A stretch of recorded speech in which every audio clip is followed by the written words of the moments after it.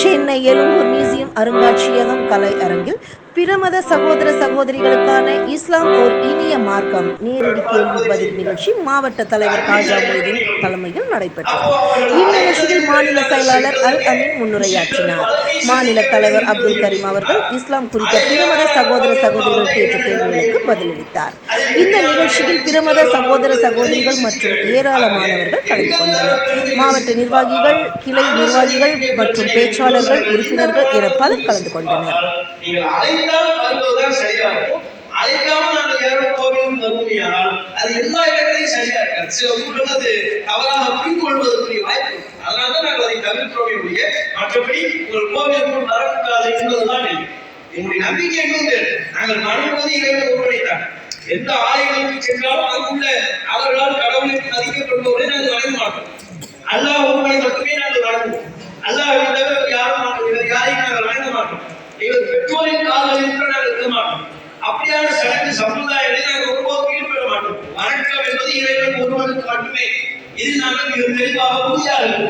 இது அல்லாஹ் உங்களின் வழிபாட்டு முறைகள் என்ன என்பதை பார்ப்பதற்காக நீங்கள் அழைத்தால் தாராளமாக நாங்கள் வருவோம். அது வரக்கூடாது என்பதெல்லாம் கிடையாது. அது இஸ்லாமில் எந்த விதமான தடையில்லை என்பதை சகோதரர் கேட்ட கேள்விக்குரிய பதிலாக சொல்லுங்கள்.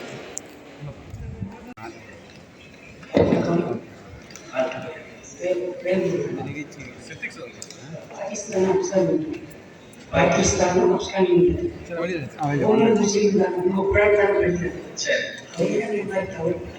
என்ன தவறு பண்றாங்க?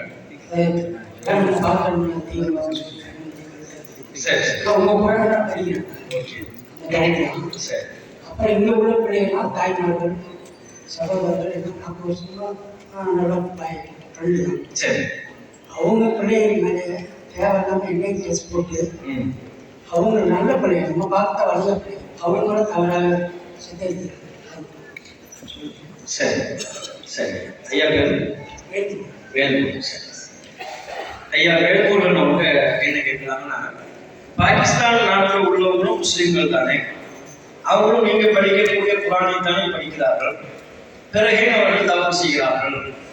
தவறுனா முஸ்லிம் அல்லாத மக்களை பிரித்து வைப்பது, அவர்களின் கழுத்துக்களை அறுப்பது, இப்படியான பயங்கரவாத செயல்களில் அவர்கள் ஏன் ஈடுபடுகிறார்கள் அப்படின்னு கேட்கிறார்கள்.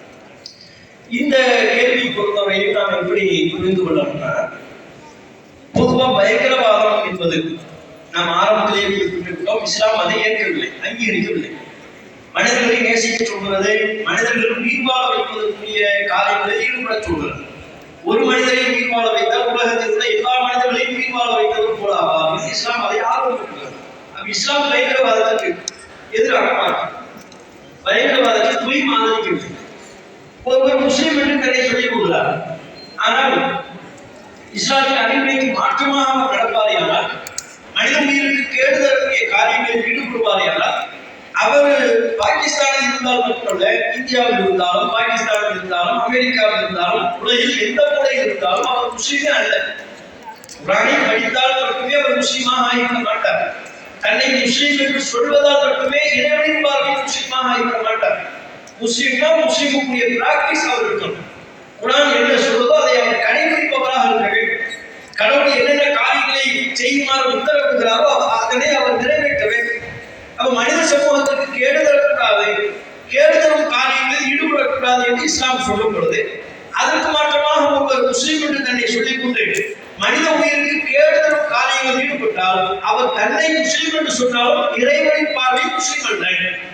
அவரை முஸ்லீம்களால் நாங்கள் அங்கீகரிக்க மாட்டோம். இது முதல் விதி. அவர் பாகிஸ்தானில் இருந்தாலும், பங்களாதேஷில் இருந்தாலும், இந்தியாவில் இருந்தாலும், உலகில் எந்த மூலையில் இருந்தாலும் இதை நாம முதலாவதாக புரிந்து கொள்ள வேண்டும். அடுத்து, இந்த பாகிஸ்தான்ங்கிறது ஏன் வருதுன்னு சொல்றாங்க, அதே கேள்வியா வருதுன்னா, முஸ்லிம்கள்னா அவங்க பாகிஸ்தானை ரொம்ப நேசிப்பாங்க, பாகிஸ்தானால அவங்களுக்கு ஒரு பிரியம். இந்தியா பாகிஸ்தான் கிரிக்கெட் நடந்தா கூட அவங்க யாருக்கு தான் ஆதரவு தெரிவிப்பாங்க, பாகிஸ்தானுக்கு தான் ஆதரவு தெரிவிப்பாங்க. அதனாலதான் பாகிஸ்தான்ங்கிறது நம்மளை சுற்றி வந்து கொண்டே இருக்கிறது. பாகிஸ்தான் புதுசா நம்ம கேள்வி இருந்தில்லை. ஆதியிலிருந்து ஆரம்ப காலகட்டத்தில் இருந்தே முஸ்லிம்கள் என்றாலே அவர்கள் பாகிஸ்தானோடு தொடர்புபடுத்தப்பட்டு பேசக்கூடிய விஷயம் இருக்கத்தான் செய்யும்.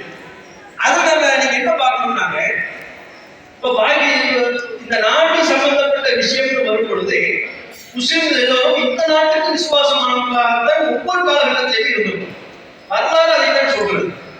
ஆங்கிலேயர் நம்மை அடிமைப்படுத்திய பொழுது இந்த நாட்டில் இந்துக்கள் மட்டும் இல்லை, முஸ்லிம்களும் இருந்தார்கள், கிறிஸ்தவர்களும் இருந்தார்கள். இன்றைக்கு நாம் எப்படி பல்வேறு சமய மக்களை சார்ந்தவர்கள் இந்தியாவில் இருந்து கொண்டிருக்கிறோமோ அப்படித்தான் ஆங்கிலேயர் நம்மை அடிமைப்படுத்திய பொழுதும் இருந்தோம்.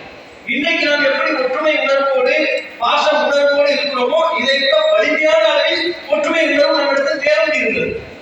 ஆங்கிலேயர்களை அடிமைப்படுத்திய பொழுது இல்லை நான் முஸ்லீம், நாங்கள் அவங்க அப்படிதான் இல்லை, குறிப்பிட்ட ஒரு மத தலைவர்களை தான் ஏற்றுக்கொள்வோம் என்றெல்லாம் இல்லாமல் சுதந்திர வேட்கை உணர்வு மிகுந்தவர்களாக ஒவ்வொரு தேசத்திற்காக பாடுபட்ட தலைவரை தலைமையை ஏற்றுக்கொண்டு அதில் சுதந்திர போராட்டத்திற்கு பங்களிப்பு செய்பவர்களாகத்தான் இருந்தார்கள்.